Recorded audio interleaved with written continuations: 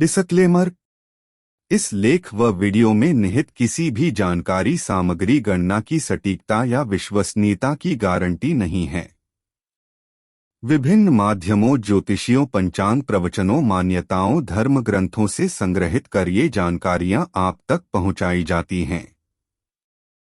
हमारा उद्देश्य महज सूचना पहुंचाना है। इसके उपयोगकर्ता इसे महज सूचना समझकर ही लें। इसके अतिरिक्त इसके किसी भी उपयोग की जिम्मेदारी स्वयं उपयोगकर्ता की ही रहेगी। धन्यवाद। महाशिवरात्रि पूजन व्रत कथा के से जुड़ी एक रोचक पौराणिक कथा। एक बार चित्रभानु नामक एक शिकारी था। पशुओं की हत्या करके वह अपने कुटुंब को पालता था। वह एक साहूकार का ऋणी था, लेकिन ऋण समय पर न चुका सकने पर क्रोधित साहूकार ने उसको शिवमठ में बंदी बना लिया। संयोग से उस दिन शिवरात्रि थी।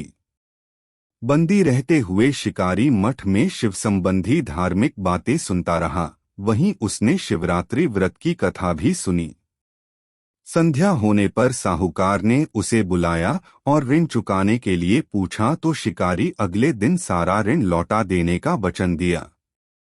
साहूकार ने उसकी बात मान ली और उसे छोड़ दिया। शिकारी जंगल में शिकार के लिए निकला, लेकिन दिन भर बंदी गृह में रहने के कारण भूख प्यास से व्याकुल था। सूर्यास्त होने पर वह एक जलाशय के समीप गया और वहां एक घाट के किनारे एक पेड़ पर थोड़ा सा जल पीने के लिए लेकर चढ़ गया, क्योंकि उसे पूरी उम्मीद थी कि कोई न कोई जानवर अपनी प्यास बुझाने के लिए यहाँ जरूर आएगा।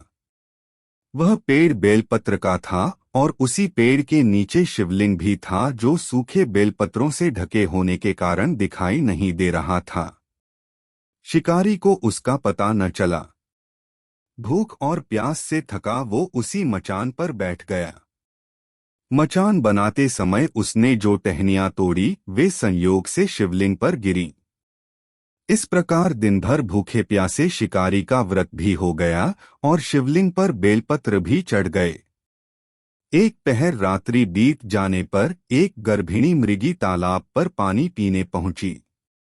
शिकारी ने धनुष पर तीर चढ़ाकर ज्यों ही प्रत्यंचा खींची, उसके हाथ के धक्के से कुछ पत्ते एवं जल की कुछ बूंदें नीचे बने शिवलिंग पर गिरीं और अनजाने में ही शिकारी की पहले प्रहर की पूजा हो गई।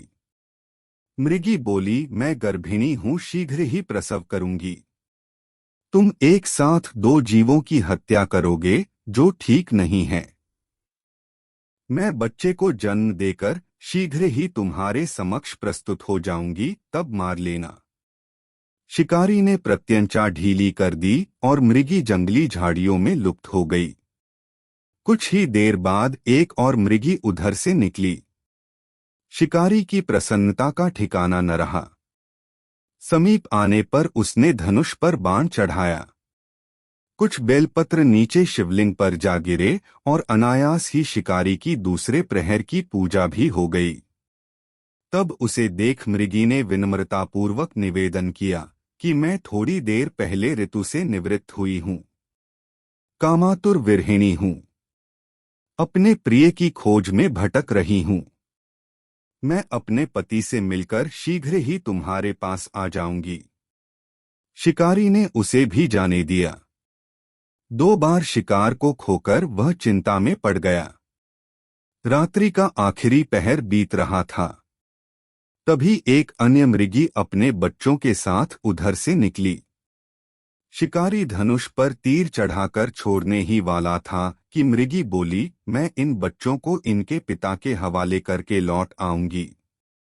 इस समय मुझे मत मारो। शिकारी हंसा और बोला, सामने आए शिकार को छोड़ दूं, मैं ऐसा मूर्ख नहीं। इससे पहले मैं 2 बार अपना शिकार खो चुका हूं। मेरे बच्चे भूख प्यास से तड़प रहे होंगे। उत्तर में मृगी ने फिर कहा, जैसे तुम्हें अपने बच्चों की ममता सता रही है, ठीक वैसे ही मुझे भी इनकी फिक्र है, इसलिए सिर्फ बच्चों के नाम पर मैं थोड़ी देर के लिए जीवनदान मांग रही हूं।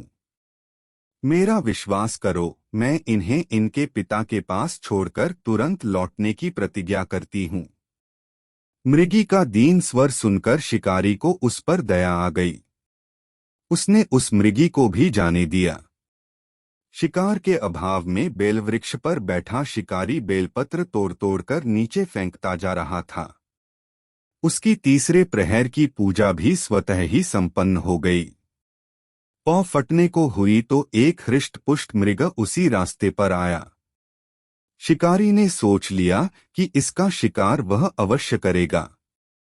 शिकारी की तनी प्रत्यंचा देखकर मृग विनीत स्वर में बोला, भाई, यदि तुमने मुझसे पूर्व आने वाली 3 मृगियों तथा छोटे छोटे बच्चों को मार डाला है तो मुझे भी मारने में विलंब न करो, ताकि मुझे उनके वियोग में एक क्षण भी दुख न सहना पड़े। मैं उन मृगियों का पति हूँ। यदि तुमने उन्हें जीवन दान दिया है तो मुझे भी कुछ क्षण का जीवन देने की कृपा करो। मैं उनसे मिलकर तुम्हारे समक्ष उपस्थित हो जाऊंगा। मृग की बात सुनकर शिकारी ने सारी कथा मृग को सुना दी। तब मृग ने कहा, मेरी तीनों पत्नियां जिस प्रकार प्रतिज्ञाबद्ध होकर गई हैं, वे मेरी मृत्यु से अपने धर्म का पालन नहीं कर पाएंगी। आठ जैसे तुमने उन्हें विश्वासपात्र मानकर छोड़ा है, वैसे ही मुझे भी जाने दो।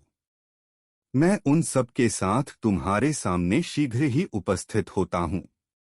उपवास, रात्रि जागरण तथा शिवलिंग पर बेलपत्र चढ़ने से शिकारी का हिंसक हृदय निर्मल हो गया था।